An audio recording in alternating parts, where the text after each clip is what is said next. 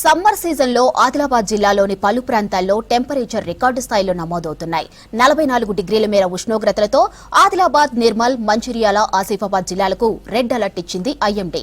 భారీ ఎండలతో ఉమ్మడి జిల్లా వాసులు అలర్ట్గా ఉండాలని వాతావరణ శాఖ అధికారులు తెలిపారు. ఉమ్మడి ఆదిలాబాద్ జిల్లాలో ఎండల తీవ్రతపై మరిన్ని వివరాలు అంజయ్య అందిస్తారు. జిల్లాలో ఎండలు మండుతున్నాయి. రికార్డు స్థాయిలో ఉష్ణోగ్రతలు నమోదవుతున్నాయి. రోజు రోజుకి ఉష్ణోగ్రతల తీవ్రత పెరుగుతుంది. ప్రధానంగా నిన్న ఆదిలాబాద్ జిల్లాలో ఏకంగా 44 డిగ్రీల అత్యధిక ఉష్ణోగ్రతలు నమోదయ్యాయి. దాంతో ప్రజలు తీవ్రమైన ఇబ్బందులు పడుతున్నారు. ముఖ్యంగా తెలంగాణ రాష్ట్రంలోనే అత్యధిక ఉష్ణోగ్రతలు ఆదిలాబాద్ జిల్లాలో నమోదవుతున్నాయి. అదేవిధంగా ఉమ్మడి ఆదిలాబాద్ జిల్లాలోని నిర్మల్లో 43.8 డిగ్రీలు, అదేవిధంగా కొమ్రంభీం జిల్లాలో కూడా 43.8 డిగ్రీలు అత్యధిక ఉష్ణోగ్రతలు నమోదు కావడం జరిగింది. అదేవిధంగా ఈరోజు కూడా ఎండల తీవ్రత అదేవిధంగా ఉంది. దాంతో ప్రజలు తీవ్రమైన ఇబ్బందులు పడుతున్నారు. బయటకు వెళ్ళాలనుకుంటున్నారో వారందరూ కూడా తీవ్రమైన ఇబ్బందులు పడుతున్నారు. గతంలో ఎన్నడూ లేని విధంగా ఉష్ణోగ్రతల తీవ్రత పెరిగింది. ముఖ్యంగా ఏప్రిల్ మాసంలో ఇంతటి తీవ్రమైన ఎండలు ఎప్పుడు చూడలేదని ప్రజలందరూ ఆందోళన వ్యక్తం చేస్తున్నారు. ముఖ్యంగా ఏదైతే ఉమ్మడి ఆదిలాబాద్ జిల్లా వ్యాప్తంగా ఒకవైపు ఎండలు దంచి కొడుతున్నాయి, మరొక వైపు వేడిగాళ్ళు వీస్తున్నాయి. ఒక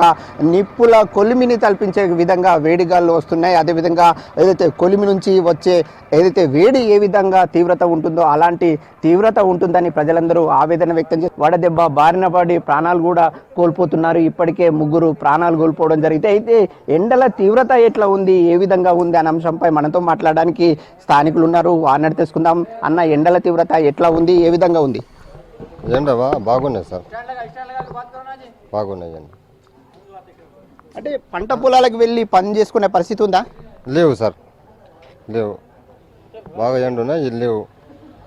అంటే ఎండల తీవ్రత ఎట్లా ఉంది? గత ఏడాదితో పోల్చి చూసుకుంటే తీవ్రంగా ఉందా, మామూలుగా ఉందా, ఎట్లా ఉంది? బాగున్నాయి సార్, బాగా ఎండ ఉన్నాయి సార్. ముఖ్యంగా గతంలో ఎన్నడూ లేని విధంగా ఎండల తీవ్రత ఉందని చెప్తున్నారు. ముఖ్యంగా ఎట్లా ఉంది అనే అంశాన్ని వీరినట్టు తెలుసుకుందాం. అన్న, ఎండల తీవ్రత ఎట్లా ఉంది, ఏ విధంగా ఉంది? బాగా ఉన్నది ఎండ, బాగా తిరిగేది. ఇంకా ఈ ఖర్చు గిర్చి వేసుకొని తిరుగుతున్నాం. ఆఫీస్ పని ఉన్నది, అందుకోసం తిరుగుతున్నాము.